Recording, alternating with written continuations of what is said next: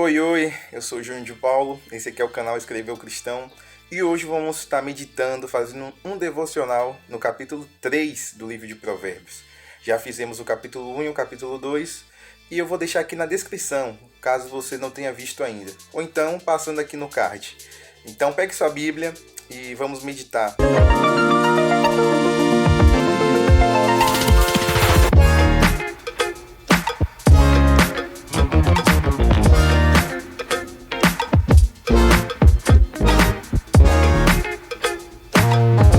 Espero que você já leia antes, o capítulo 3, porque a gente não vai falar versículo por versículo. A gente vai pegar alguns versículos, uma boa parte dos versículos e estar meditando aqui juntamente, para que o vídeo não fique tão longo assim. Então vamos lá? Primeira coisa, capítulo 3 de Provérbios, versículo 1 e versículo 2 diz assim, Filho meu, não te esqueças dos meus ensinos e o teu coração guarde os meus mandamentos. Isso é a sabedoria falando para nós. Filho meu, não te esqueça dos meus ensinos e o teu coração guarde os meus mandamentos.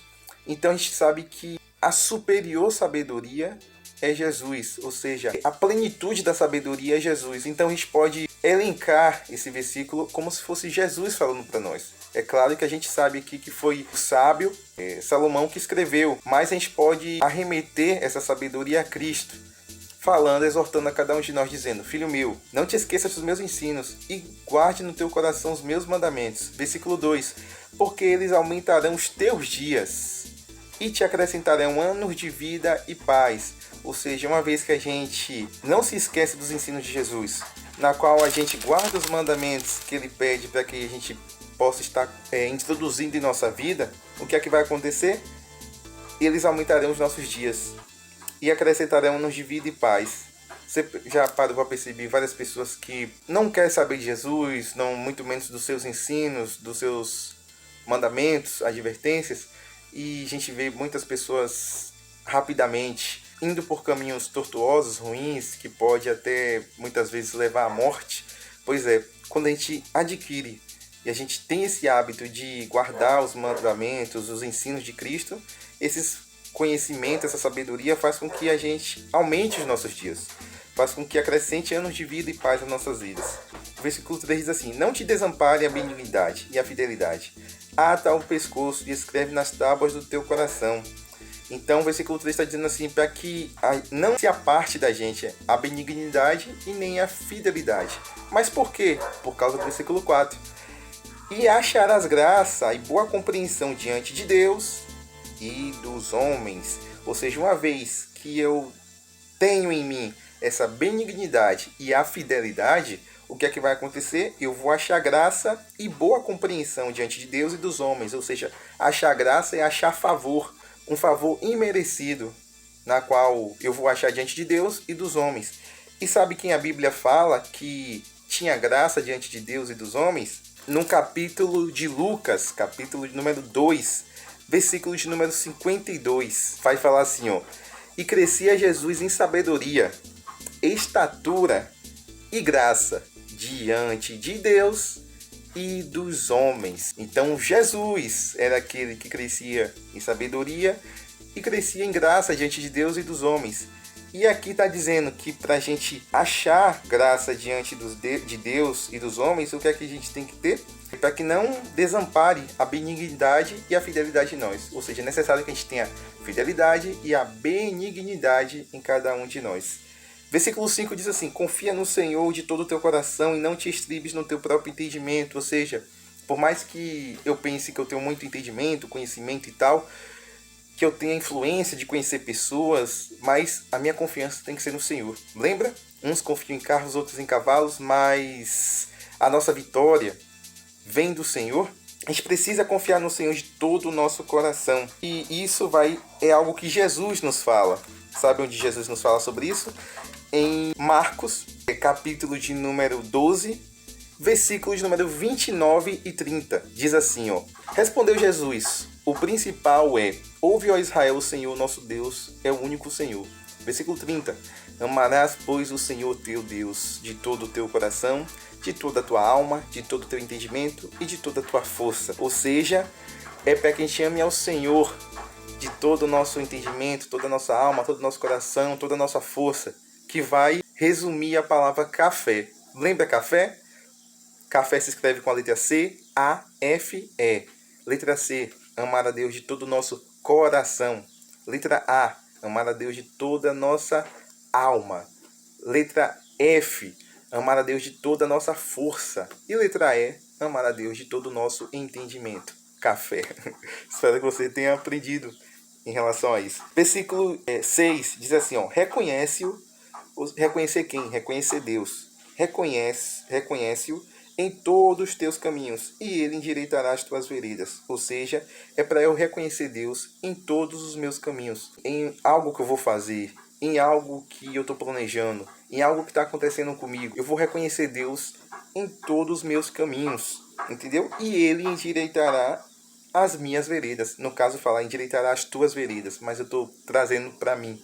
E você tem que trazer isso para você também. Então, a gente tem que reconhecer Deus em todos os nossos caminhos. E ele vai endireitar as nossas veredas, ou seja, ele endireitará os nossos caminhos. Versículo 7. Não seja sábio aos teus próprios olhos. Teme ao Senhor e aparta-te do mal. Como eu disse antes, eu não posso pensar que minha sabedoria está acima de Deus. O conhecimento que eu tenho está acima de Deus. Eu não posso pensar isso. Ou seja, eu não posso ser sábio aos meus próprios olhos. Porque o princípio da sabedoria é o temor do Senhor. E aqui diz isso, versículo 7. Não seja sábio aos teus próprios olhos, teme ao Senhor e aparta-te do mal. Eu preciso me apartar do mal. Fugir da aparência do mal. Vigiar e orar. Orar e vigiar. Como é que eu vigio? Me apartando da aparência do mal. Versículo 8 diz assim, isto será saúde para o teu corpo e refrigério para os teus ossos. Ou seja, se apartar do mal e temer ao Senhor vai ser um refrigério para os meus ossos e vai ser saúde para o meu corpo. Versículo 9. Honra ao Senhor com os teus bens e com as primícias de tua renda. E aqui já é um princípio, né, da parte do dízimo. Ou seja, honrar ao Senhor com os bens e com as primícias de toda a minha renda, no caso.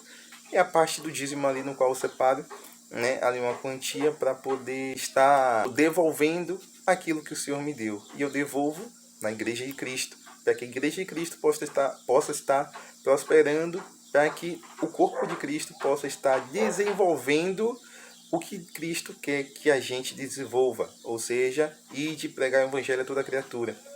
E para que essas pessoas também sejam edificadas. Então, aquilo que eu separo da minha renda, que é as minhas primícias, e eu devolvo na igreja, isso vai fazer com que também a obra do Senhor aqui possa estar, né, crescendo. Versículo 11. Filho meu, não rejeites a disciplina do Senhor, nem te enfades da sua repreensão, porque o Senhor repreende a quem ama, assim como o pai ao filho a quem quer bem.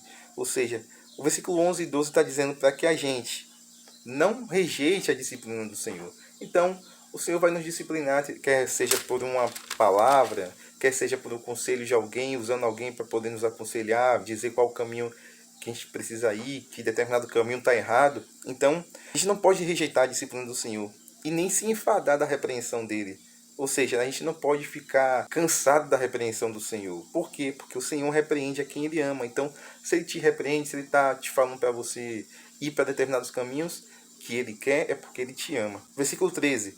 Feliz o homem que acha sabedoria e o homem que adquire conhecimento. Então, nós precisamos buscar esse conhecimento, essa sabedoria, porque feliz ou bem-aventurado é o homem que acha sabedoria e o homem que adquire conhecimento. Tem pessoas que simplesmente são deixadas, elas acham assim, não preciso buscar conhecimento, sabedoria.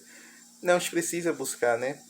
Principalmente conhecimento e sabedoria, no qual vai nos aproximar de Cristo e nos afastar do mundo, né? Do sistema mundano. Aí o versículo 16 diz assim, ó, o alongar-se da vida está na sua mão direita, na sua esquerda riqueza e honra. O alongar-se da vida, ou seja, viver muito, está na sua mão direita. Na mão direita de quem? Daquele do versículo 13. Lembra o versículo 13? Feliz o homem que acha sabedoria e o homem que adquire conhecimento. Ou seja, esse homem que ele acha sabedoria, ele adquire conhecimento. O versículo 16 está dizendo o seguinte, o alongar-se da vida está na sua mão direita, na sua esquerda riqueza e honra. Então, esse homem que tem conhecimento e sabedoria, ele vai viver mais e vai, provavelmente, pode adquirir na sua vida também riqueza e honra. Versículo 21. Filho meu, não se apartem estas coisas dos teus olhos. Guarda a verdadeira sabedoria e o bom siso. Ou seja, não é para se apartar de nós. Esse entendimento, esse conhecimento que está sendo passado para a gente, não pode se apartar de nós. Não, a gente não pode deixar esse conhecimento, essa sabedoria se apartar, ou seja, se afastar da gente. Aí o versículo 21 continua dizendo assim, ó, guarda a verdadeira sabedoria e o bom siso. Ou seja, qual é a verdadeira sabedoria? A palavra do Senhor, o conhecimento das Escrituras de Cristo, a vontade de Deus para nós. Essa é a verdadeira sabedoria. Lembra o princípio da sabedoria é o temor do Senhor, que a gente viu lá no capítulo 1 de Provérbios? Então isso é guardar a verdadeira sabedoria. E guardar o bom siso. O bom siso é o bom comportamento. Versículo de número 27 e 28. Não te furtes a fazer o bem a quem de direito, estando na tua mão o poder de fazê-lo.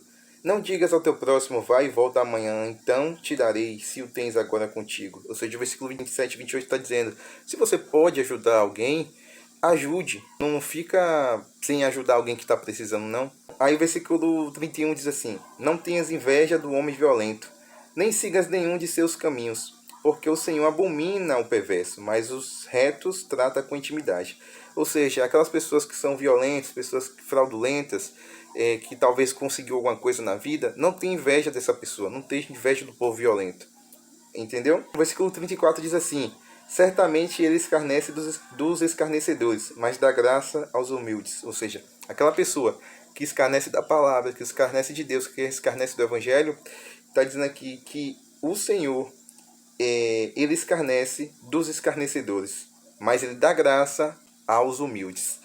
Se você gostou, curte esse vídeo, compartilha. Se você ainda não é inscrito, se inscreva neste canal. E comente aí outros vídeos no qual você gostaria de ver aqui neste canal. A paz do Senhor, até mais, tchau, tchau.